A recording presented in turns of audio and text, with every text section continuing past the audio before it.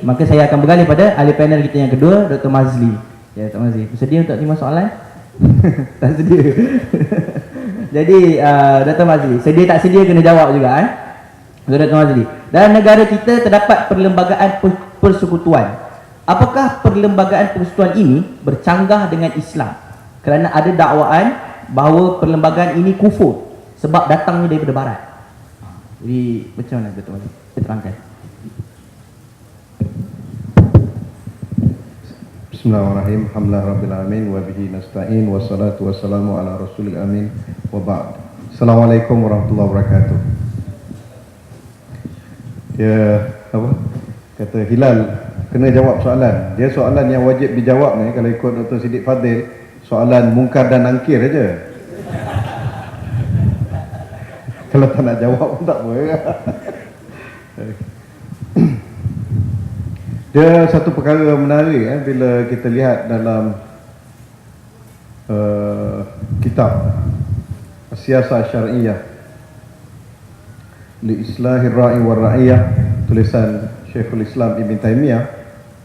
Dalam mukadimah dia bawa ayat surah Nisa ayat 58 dengan ayat 59 yang mungkin kita biasa dengar pada khutbah Jumaat. Setiap kali khutbah Jumaat khatib akan baca innallaha ya'murukum an tu'addul amanati ila ahliha, sehinggalah pada ayat 59 tu ya ayyuhalladzina amanu atiiullaha wa atiiur rasul wa ulil amri minkum, sehingga akhir ayat. Jadi Ibn Taymiyah simpulkan daripada ayat ni, dia kata tonggak ataupun pilar kepada siasah syariah itu ialah adaul amanah, menjalankan amanah, dan kedua tahqiqul adalah, iaitu untuk melaksanakan keadilan, melaksanakan amanah dan menjunjung keadilan. Itu merupakan dua pilar kepada politik Islam. Dan bila sebut tentang menjalankan amanah dan juga adalah, menegakkan keadilan, Ibn Taymiyah dia meletakkan beberapa bab, beberapa perbincangan. Perbincangan pertama dia agak menarik. Tajuknya Tauliyatul Aslah, iaitu melantik hanya orang yang layak kepada jawatan. Dia perincikan jawatan tu daripada imam sehinggalah kepada jawatan jadi pak imam dan jadi muazzin. Daripada pemimpin tertinggi, pegawai-pegawai, panglima-panglima perang, orang yang terlibat, sehinggalah ke bawahnya. Jadi dia kata setiap ni kena ada orang yang layak. Dan beliau mengutip beberapa hadis Rasulullah SAW dan juga athar ataupun kata-kata daripada Saidina Umar, yang mana kita kata jis ataupun secara kasarnya menekankan bahawa sesiapa yang melantik seseorang kepada sesuatu jawatan dan ada orang lain yang lebih layak, sama ada yang melantik kerana kawan itu ahli keluarganya ataupun kerana ada kepentingan padanya, maka kebanyakan hadis dan juga kata-kata Sayyidina Umar mengatakan, maka orang seperti ini faqad khana Allah wa rasulahu wal mu'minin, dia telah mengkhianati Allah, mengkhianati Rasul dan mengkhianati orang-orang beriman. Satu perkara menarik mengenai Ibn Taymiyah ni, ketika dia tulis buku Siasah Syariah, kalau diperhatikan, kebanyakan penulisan tentang politik Islam pada waktu itu dicorakkan dengan beberapa trend. Trend pertamanya, dia tulis buku tentang sistem yang ada, macam Imam Mawardi dalam kitabnya Al-Ahkam Sultaniyah, dan diikuti oleh Al-Faraq Al-Hambali, dan kemudian Ibn Jama'ah yang merupakan kontemporer kepada Ibn Taymiyah dan merupakan seteru beliau.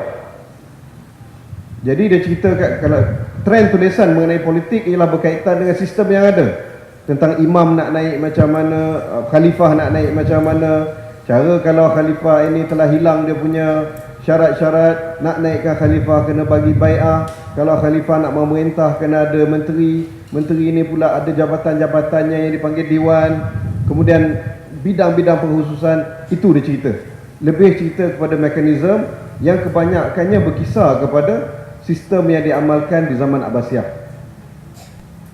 Tetapi Ibn Taymiyah mengambil pendekatan lain. Beliau lihat dari unsur falsafah itu, dari unsur konsep, dari unsur ruh siasah itu sendiri. Dan bila dia sebutkan tentang amanah dan juga menegakkan keadilan, ternyata Islam tu bersikap universal. Dua-dua konsep ini bukan hanya boleh diguna pakai kepada orang Islam, malah dibawa kepada bukan Islam pun dua-dua konsep ini sesuai. Menjalankan amanah dan menegakkan keadilan. Sebab tu saya teringat baru ni bila berbual dengan rakan saya YB Tony Pua daripada DAP, saya ceritakan tentang bab pertama daripada tulisan Ibn Taymiyah ini yang cerita tentang melantik hanya orang yang layak, meritokrasi yang ada di dalam Islam. Bukan kita lantik kerana dia itu bumi putera ataupun dia itu UMNO dan BN. Bukan kita lantik kerana dia tu ada kena-mengena, kroni, ketua bahagian, ketua cawangan. Tapi dia dilantik kerana dia layak, dia mampu, dia ada kemampuan. Jadi kita kata ini daripada Islam. Dan barang siapa yang lantik kerana sebab-sebab lain, kerana sebab dia ni satu parti ke, tak kisahlah, kadang orang ingat BN saja, kerana parti lain pun buat serupa tu juga. Dia duk lantik orang dia, orang tu layak tak layak, oleh kerana dia ahli parti, oleh kerana parti kita memerintah negeri ini, maka dia pun bubuh macam itu. Ini juga tak boleh. Ini dipanggil sebagai faqad khanallah wa rasulahu wal mu'minin. Telah mengkhianati Allah, Rasulnya dan orang-orang beriman. Tapi kalau dia lantik daripada orang parti yang boleh buat kerja, tak apa. Ni lantik orang parti yang tak boleh buat kerja hanya kerana dia ahli parti, ketua cawangan, orang lama ke ataupun ustaz ke. Ini tak boleh. Ini telah mengkhianati Allah. Dan hari ini konsep seumpama ini difahami dalam kerangka moden sebagai good governance. Bermula tahun 1989 kita dapati International Finance Agency ataupun pusat-pusat kewangan antarabangsa sama ada IMF, World Bank dan sebagainya, dalam nak bagi mereka punya bantuan, dia lihat kepada negara-negara, mestilah negara-negara tersebut mengamalkan good governance, tadbir urus ataupun tata kelola yang baik, kan? Yang mana isi kandungan kepada tata kelola ini tak lari daripada dua prinsip itu. Penunaian amanah sama ada melalui ketelusan ataupun transparansi, accountability, sama ada melalui pegawai kerajaan yang efektif, yang efisien, dan juga keadilan, adanya unsur rule of law, human rights dan sebagainya. Jadi apa yang kita dapati kat sini ialah konsep yang dibawa oleh Islam itu begitu universal kalau difahami dalam bentuknya yang menyeluruh, holistik. Jadi penulisan Ibn Taymiyah ini telah menjangkaui masa bila dibawa konsep universal Islam, dan ini termasuk dalam pemahaman yang luas mengenai ayat bila Allah Ta'ala kata pada Rasulullah, wa ma arsalnaka illa rahmatan lil alamin, dan kami tidak utuskan kamu kecuali untuk menjadi rahmat sekalian alam. Rahmat yang dibawa oleh Islam itu kena difahami dalam dua dimensi, dimensi keduniaan dan dimensi keakhiratan. Keakhiratannya Rasulullah SAW membawa Islam sebagai hidayah, itu sebagai rahmat. Dan dimensi keduniaan iaitu Islam yang dibawa oleh Rasulullah SAW ini mengandungi unsur-unsur yang akan membawa kepada kebahagiaan di dunia ini, keamanan, keselamatan dan juga keceriaan. Saya baru-baru ni boleh kita sentuh sikit politik. Bila Chua Soy Lek timbul tentang hudud, dia kata kalau laksana hudud 10,000 orang akan hilang pekerjaan. 10,000 Oh, 1.2 million, itu lagi besar lah. Oh, juta. Oh, lagi 1.2 million akan hilang pekerjaan lah apa semua. Dan lantas ia dijawab, okey, alhamdulillah bagi Chua Soy Lek dia ada penasihat agamanya yang sanggup untuk menjadi juru-cakapnya. Kan? Tak apalah, itu letak tepi. Dia kata itu hudud PAS. Kita tak tahu ada berapa banyak jenis hudud kat dunia ni. Mungkin ada hudud PAS, hudud UMNO, hudud DAP, hudud PKR, hudud, kita tak tahu. Yang kita tahu hudud tu satu ya. Kan? Enactment, perbincangan, perincian itu dia tidak mengubahkan kerangka hudud itu. Itu masuk dalam perkara-perkara mekanisme dan perkara teknikal saja. Tapi tak apalah, kita letak tepi.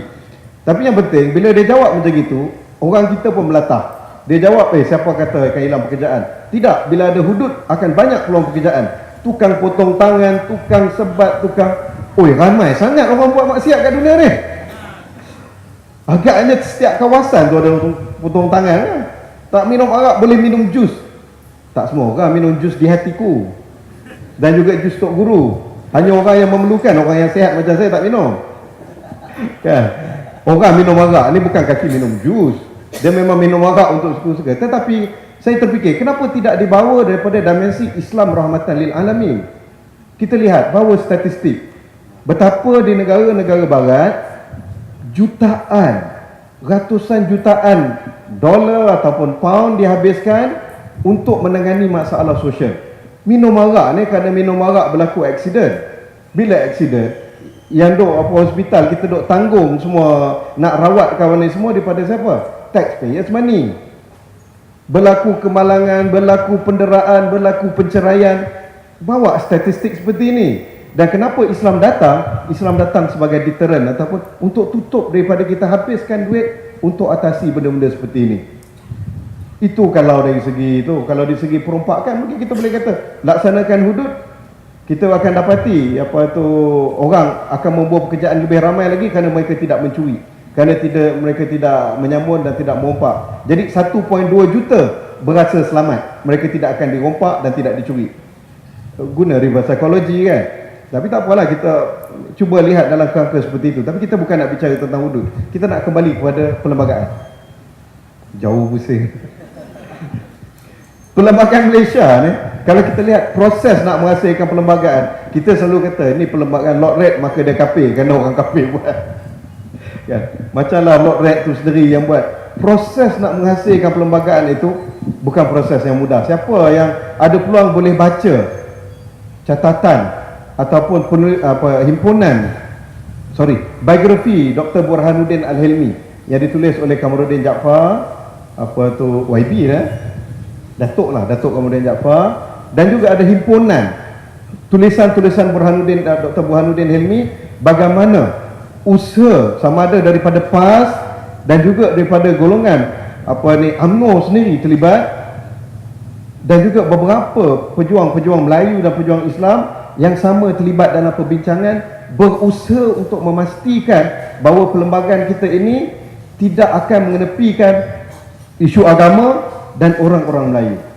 Bila sebut perlembagaan, kita kena faham perlembagaan ini merupakan satu dokumen yang dipersetujui oleh rakyat untuk memastikan negara itu hidup dalam keadaan hormat menghormati dan aman damai, dan adanya konsep keluhuran kedaulatan undang-undang, ya, rule of law kat situ. Maka itulah dokumen. Kalau kita nak kata dokumen perlembagaan ni, kita macam kata Ustaz Wanji tadilah, siapa tu, benda ni benda al-aslu fil adat al-iktifat ilal ma'ani wal mabadi' kan. Ni termasuk dalam benda muamalat, dia bukan benda akidah, bukan benda ibadah. Jadi bila macam itu, al-aslu pada dia harus. Bila kita lihat dari kacamata tersebut, kita tidak boleh nak jadikan perlembagaan ini sebagai sesuatu yang kultus, sesuatu yang sacred, yang mulia. Tetapi kita lihat dia sebagai sesuatu perkara, dokumen yang kita hormati untuk menjamin kedamaian dan kemakmuran negara. Okey. Sungguh pun demikian, kita taklah kata perlembagaan ini tidak ada nilai. Tidak. Kalau tak ada nilai, bagaimana kita boleh hidup saling faham memahami dan hidup coexist satu sama lain? Kita perlu hormat, setiap orang perlu hormat. Cuma bila kita berlaku insaf sebagai Muslim, di dalam perlembagaan sebagai dokumen itu ada kandungan yang Islamik, ada kandungan yang mungkin kita kata tidak Islamik. Jadi apa peranan kita? Peranan kita pada kita orang Islam, kita ikuti apa yang Islamik dan kita berusaha untuk menyebarkan dakwah, untuk memberikan kefahaman supaya yang mana tidak Islamik itu, dengan adanya 2/3 majoriti di parlimen, apa yang tidak Islamik itu boleh dipinda. Jadi itu yang kita boleh mainkan peranan. Tapi yang lebih penting, secara keseluruhan perlembagaan itu sendiri, kalau kita lihat, bukanlah sesuatu perkara yang sampai sacred untuk menjadikan kita ketepikan Quran dan Sunnah. Tidak. Kita lihat dari sudut muamalat itu sendiri, bahawa perlembagaan satu perkara yang berunsur keduniaan, yang boleh saja diubah, boleh saja dipinda, dan umat Islam kena melakukan usaha dakwah, melakukan usaha perubahan untuk memperbaiki apa yang ada. Wallahu a'lam bishawab.